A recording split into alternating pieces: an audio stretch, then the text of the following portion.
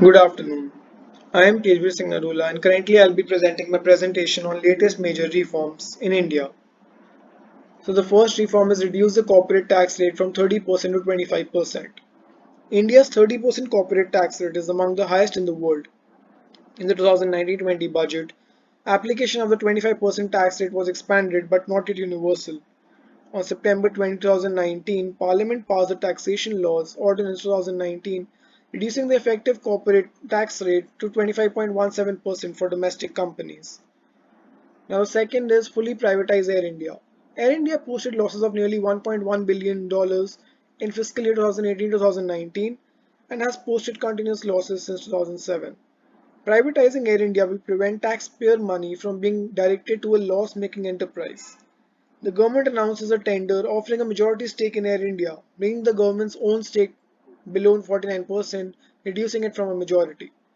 On January 2007-2022, 100% shares of Air India and AIXL and 50% shares of AISATS were transferred from the Indian government to Thales Private Limited. Now the third reform is pass the Major Port Authorities Bill. The major ports currently face strict regulations from the government on rates, decision making, and governance.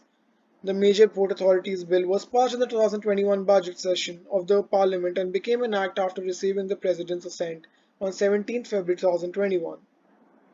Now coming to the fourth reform, allow more than 50% foreign investment in insurance.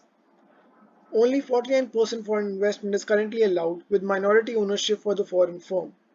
The government introduces amendments to Insurance Act that allow foreign investment above 50% but does not lift minority ownership regulations.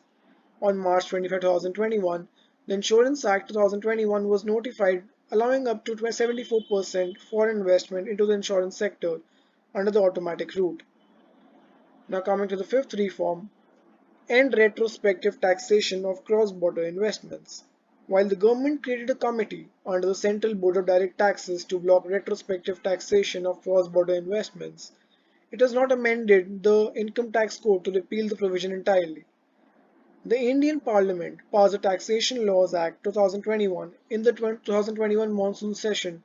Subsequently, the Ministry of Finance notified the Income Tax Rules 2021 ending retrospective taxation of cross-border investments. Now coming to the last reform, allow more than 50% foreign investment in defense. FDI above 50% in defense is currently subject to approval from the government. Department for Promotion of Industry and Internal Trade's Press Note 4 allows FDI up to 74% under the automatic route.